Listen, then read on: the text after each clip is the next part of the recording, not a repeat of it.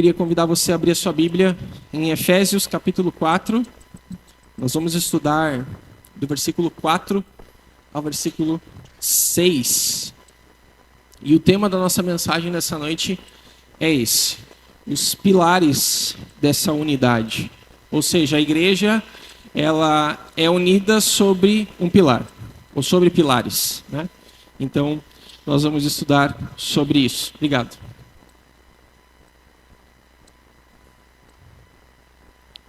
Efésios capítulo 4, do 4 ao 6, diz assim: pois há um só corpo e um só espírito, assim como vocês foram chamados para uma só esperança.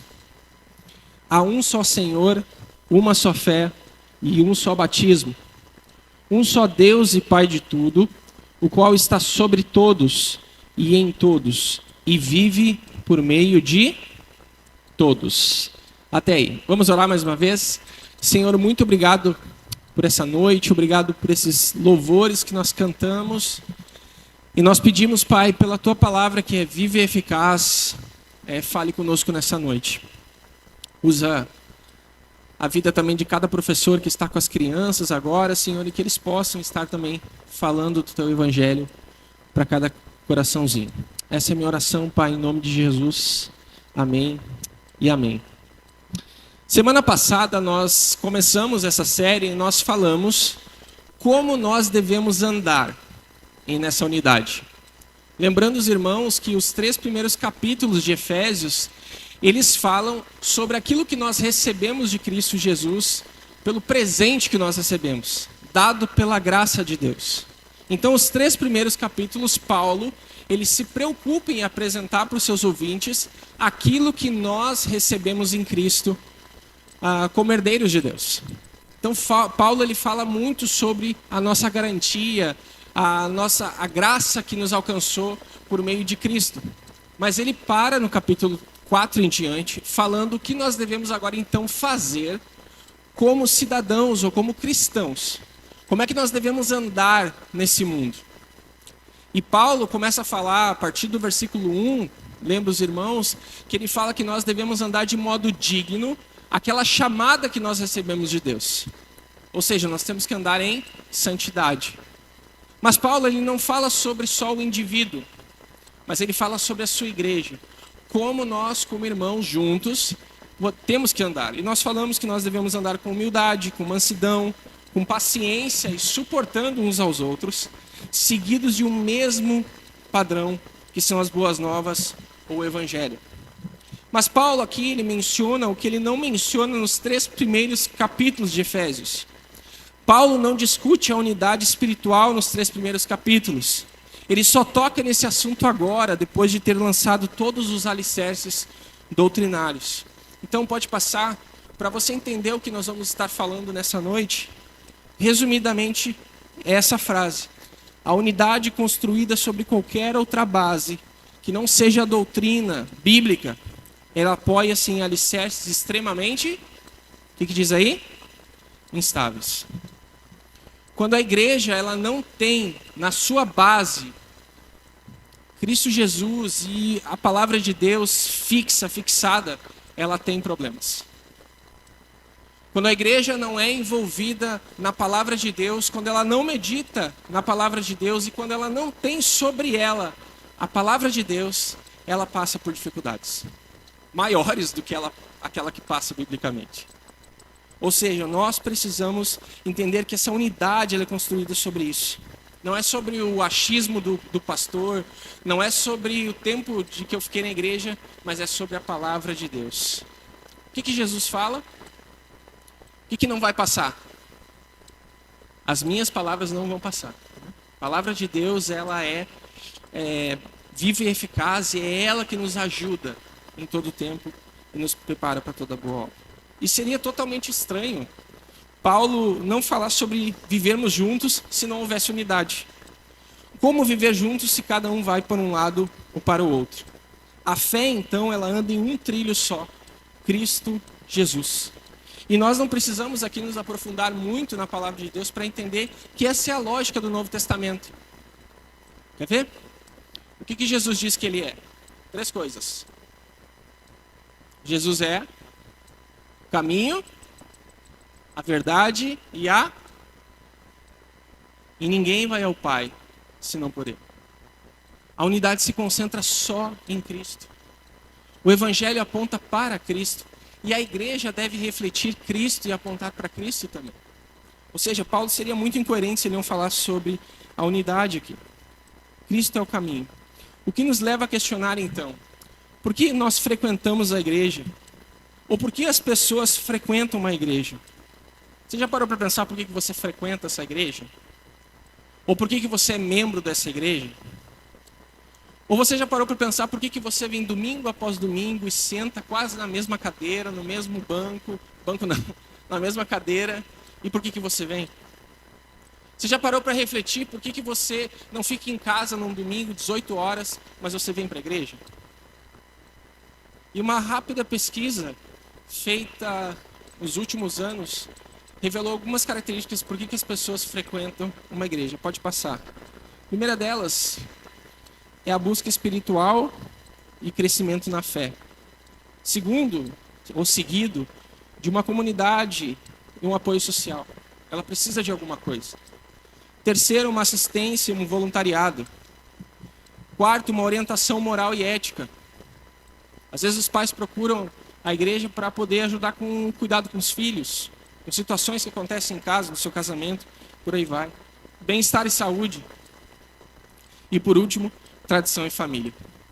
Os meus pais sempre vieram à igreja, então os meus filhos também vão vir, né? Só que filho de crente não é necessariamente crente. Você não queria eu que as minhas filhas se convertessem por eu ser crente, mas não. Elas precisam conhecer Jesus. E abrindo um parênteses, né? Foi tão legal esses dias. A minha mãe ligou. Aí a minha mãe falou assim para a Esther: filho, o Papai Noel já ganhou alguma coisa do Papai Noel, né? Aí a Esther falou assim: não, mamãe, Jesus mora no meu coração. Falou assim, né? Eu falei: olha aí, ganhei o ano com essa afirmação, né? Ela está entendendo. 4 anos, precisa uma caminhada ainda, né? Mas ela está entendendo. Então, muitos procuram por isso, por uma tradição e família. Embora todos esses pontos sejam de grande valia, o que nos une é muito maior e muito melhor, que são as boas novas do Evangelho de Cristo. A ênfase do Novo Testamento, repetidas vezes, é que a verdadeira unidade cristã é construída em um entendimento correto do Evangelho. Não importa nossa lealdade nacional, nosso contexto econômico, partido político ou etnia, o Evangelho ele une crentes em uma só fé e um só corpo. Mesmo sendo diferentes. Mesmo pensando, muitas vezes, sobre Deus, sobre a Bíblia diferentes. Eu já estava falando com o Francisco, né, de manhã. Nós temos 200 membros do nosso hall. Dá para dizer que eles pensam iguais? Sim ou não? Não. Dá para dizer que eles têm a mesma caminhada de fé? Não. Dá para dizer que eles leem a Bíblia de uma maneira igual? Não. Mas nós precisamos uns aos outros, ir edificando, fortalecendo, por aí vai. Bom, então a igreja caminha em uma unidade. Paulo aqui ele vai dizer para nós quais são as bases disso. Em primeiro lugar, nós andamos juntos em um só corpo. Trata-se evidentemente do corpo de Cristo, do qual todo cristão é membro, inserido nessa unidade e em sua conversão pelo Espírito de Deus.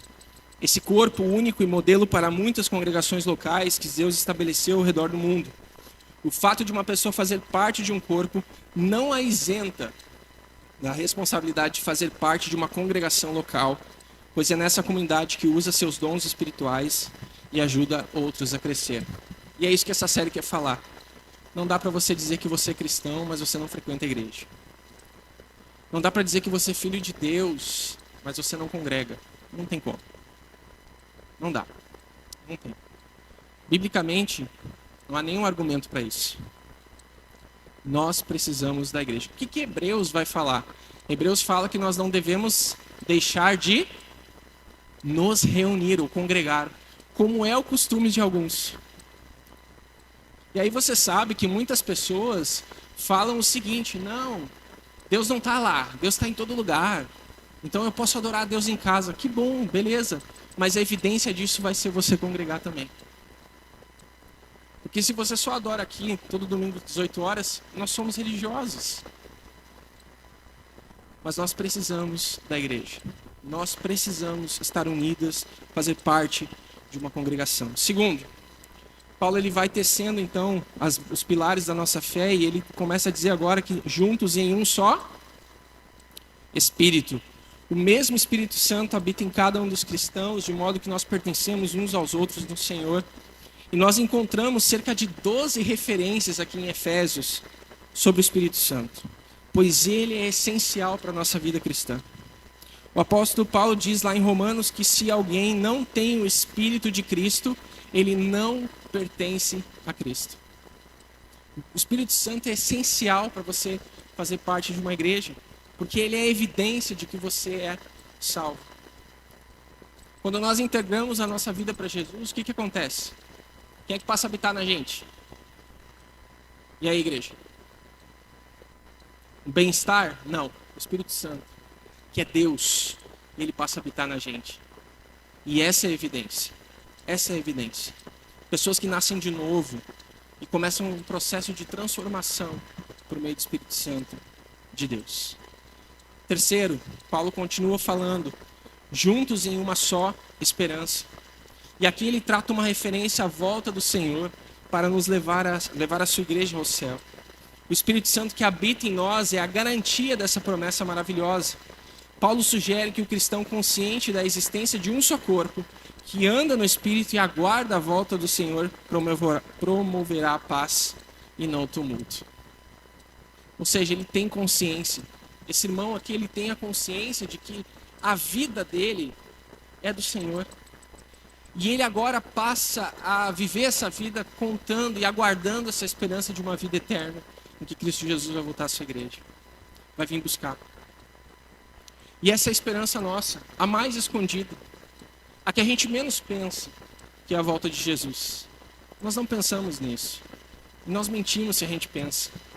A gente vê esse mundo mau, cruel, tantas coisas acontecendo, tantas famílias se desfalecendo, tantos crimes hediondos e as coisas não estão legais, você sabe, mas isso não gera na gente essa expectativa. Gera medo, gera tantas outras coisas. Mas a gente precisa ter essa esperança. Cristo Jesus, ele vai voltar. Ele vai voltar. Amém? Amém? Semana que vem nós vamos falar sobre o Natal, e o Natal é esse presente, é esse início de presente. Que nós não podemos nos salvar e Deus precisou enviar seu Filho para morrer na cruz e nos dar essa vida eterna. E nós temos que descansar nisso. Quarto, juntos em um só Senhor. Este é o nosso Senhor Jesus Cristo que morreu por nós, ressuscitou e vive por nós e um dia virá para nós. É difícil crer que dois crentes que dizem obedecer ao mesmo Senhor sejam incapazes de andar juntos em unidade. Alguém perguntou a um líder, uma vez espiritual, qual era o maior impedimento para o cristianismo crescer no país dele. E ele era um líder renomado de um grande país. E perguntaram para ele, então, qual é a maior dificuldade para o cristianismo crescer no teu país? Ele respondeu, os cristãos. É a maior dificuldade. Confessar o senhorio de Cristo é um grande passo na direção da unidade entre seu corpo. Vou falar uma coisa para vocês e talvez não faça sentido, mas é para a gente refletir. Rol de membros não é evidência de salvação para ninguém. Você fazer parte de uma igreja é uma evidência importante? É. Mas a gente não pode garantir que todos são. Porque na nossa vida diária, comunitária, familiar, é nos frutos que a gente vê. Nós não podemos dizer, esse é salvo, esse não é. Claro que não. Mas Deus conhece. E por Deus conhecer, Ele nos dá esses frutos para a gente cuidar. Então não pense você que porque seu nome está rolado ali, um nomezinho bonitinho, a gente tem que cuidar da nossa vida. E entender isso. A seriedade disso. Imagina você chegar lá no céu e dizer assim, pá, Jesus, não sei se tu vai falar bah, né? Eu falaria, né? Bah, Jesus, Eu era membro da Igreja Batista Recomeçar. Igreja linda, maravilhosa. As pessoas lá são muito legais. Eu fazia algumas coisas lá, Jesus. Eu dava aula na IBD, eu tocava aqui na igreja. Às vezes no calorão, sabe? Eu tinha que ir cedo lá. Não te conheço. Não, mas eu dava até o dízimo lá. Ah, não te conheço. Porque a evidência é ter Cristo como Senhor. Essa unidade que Paulo está falando aqui. E isso vai ser evidenciado nos nossos relacionamentos. Uma vez, uma sinagoga no Afeganistão ficou muito conhecida. Não sei se você já ouviu essa história. Chamada Sinagoga de Cabul. E essa sinagoga, ela tinha 2 rabinos. Só isso. Era uma sinagoga que tinha 2 rabinos. Ou seja, 2 pessoas. E eles brigavam constantemente. Eles não se acertavam. Aí um teve uma brilhante ideia. Vamos nos separar e vamos fundar 2 sinagogas. E aí cada um ficou com uma sinagoga com uma pessoa. É o certo? Claro que não. E a igreja é isso. Nós precisamos crescer, amadurecer nos nossos relacionamentos, andando juntos, tendo um Senhor. E Paulo vai dizer aos coríntios que nós temos que fazer todas as coisas como se fosse para o Senhor. É para Ele que nós fazemos. É para Ele que o louvor toca. É para Ele que a mídia trabalha. É para Ele que os professores dão aula para as crianças, aula na IBD, fica na recepção. É para Ele. Nós trabalhamos para Ele, a igreja é dele e nós estamos aqui para servir. Por isso Paulo diz lá em Gálatas capítulo 2 que a liberdade que nós temos em Cristo Jesus se encontra sob ameaça e que, portanto, a verdade do Evangelho estava em jogo. Pode passar. Então a unidade da igreja nasce na pregação e na preservação da unidade do Evangelho. Toda vez que a nossa liberdade em Cristo se encontra sob ameaça, automaticamente torna o Evangelho sob ameaça. Nós temos uma liberdade nessa unidade, de sermos diferentes, mas andarmos juntos. E aqui em todo o Novo Testamento nós vemos a ênfase de que Cristo é o Senhor. Qual era a pregação em Atos? Jesus Cristo é o Senhor. Ele é o Senhor de todas as coisas, de todas as coisas. E é Ele que nós temos que ter o nosso senhorio. Umas 2 semanas atrás, uma pessoa me procurou e falou assim: pastor, existe cobertura espiritual de outros pastores? Tipo de um pastor para algum membro? E aí, igreja, sim ou não? Eu já vi umas cabecinhas dizendo não, né? É isso aí. Não existe cobertura espiritual de homem nenhum. Que miserável homem que sou, né? Nós temos um só, que é o sangue de Jesus, que cobriu os nossos pecados na cruz e nos deu uma nova vida eterna. Não existe cobertura espiritual. Fuja de pessoas que falam isso. Eu não tenho medo nenhum de falar isso. A gente tem que tapar os nossos ouvidos para muita coisa que a gente está ouvindo.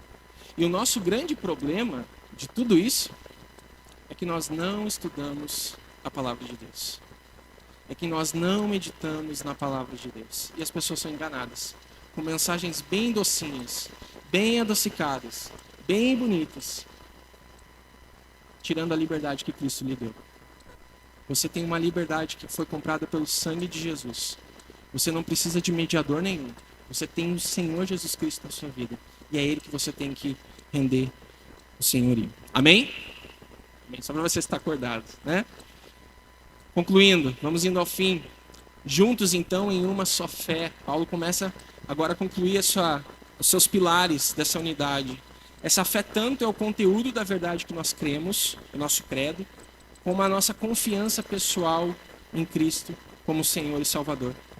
Nós devemos lutar para não tornar a fé um negócio, um mercado, pois é uma fé em Cristo e por meio dele. Olha esse texto aqui de 2 Coríntios, que ele nos diz. Pode passar. Não somos como muitos que fazem da palavra de Deus um artigo de comércio. Paulo escrevendo. Pregamos a palavra de Deus com sinceridade e com a autoridade de Cristo, sabendo que Deus nos observa. E esse aqui, para mim, conclui todos esses debates. Vamos ler juntos esse último? 1, 2, 3. E pois há um só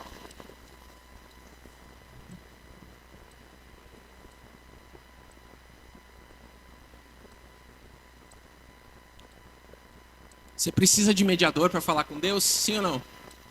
Não, você não precisa. O homem, Cristo Jesus. Ele é o nosso Senhor. 6. Paulo continua falando agora sobre o sexto pilar, juntos em um só batismo.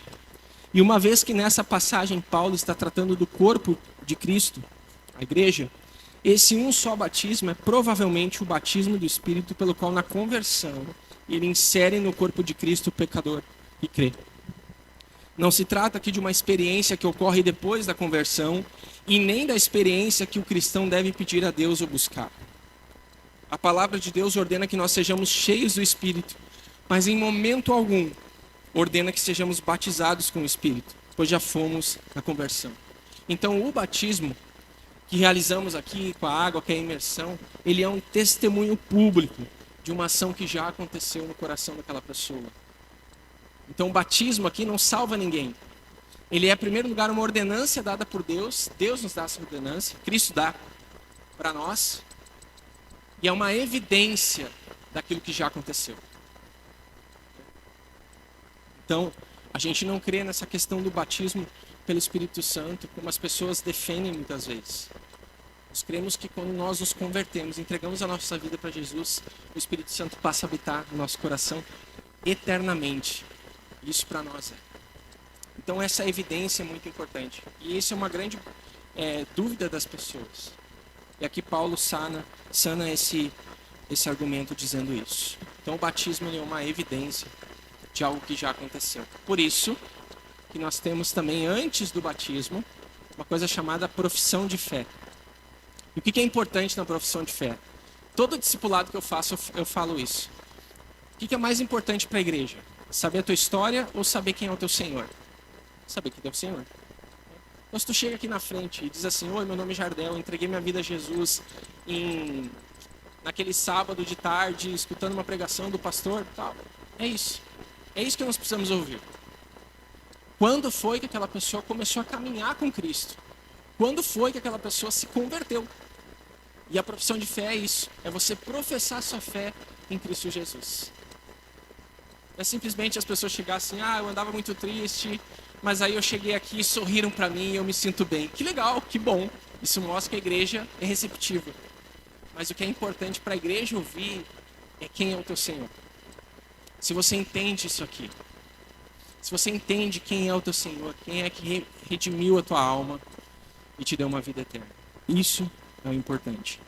E por fim, Paulo ele termina dizendo que nós devemos andar juntos em um só Deus e Pai. Paulo aqui ele termina gostando de enfatizar Deus como Pai. A união maravilhosa dos cristãos na família de Deus fica evidente nessas palavras, pois Deus está acima de todas as coisas, operando por meio de todas as coisas e em todas as coisas. Nós somos filhos dentro da mesma família, amando e servindo ao mesmo Pai, de modo que devemos ser capazes de andar juntos em união. Em uma família humana, os membros devem dar e receber a fim de manter a união do lar em amor. E o mesmo se aplica à família celestial de Deus. A oração que Jesus ensinou aos seus discípulos é dirigida ao Pai, que é nosso. Pai nosso, e não meu Pai. Então, sobre esse último ponto, eu destaco a importância de nós entendermos que nós temos um Pai. Que Deus como Pai significa ser também disciplinado com esse amor por Ele. Nós não devemos viver de qualquer maneira, dizendo pertencentes à família de Deus e agindo como se Deus não fosse o nosso Pai. Sim, Deus nos disciplina. Deus usa situações para nos disciplinar porque Ele nos ama. Qual pai que por amar tanto o seu filho não vai disciplinar? Disciplina em amor. A igreja é a mesma coisa. A igreja tem disciplina. A igreja tem norma. A igreja tem estatuto. E ela existe, todas essas coisas existem, porque ela precisa ser santa perante o Senhor. E as pessoas que andam nela não são perfeitos. Semana passada eu falei sobre isso. Nós não somos pecadores, carentes da graça. Mas nós temos que buscar esse processo na nossa vida de crescer no Senhor. Concluo com um texto de Malaquias para a gente refletir acerca desse último ponto. Olha o que Deus diz para os sacerdotes lá em Malaquias.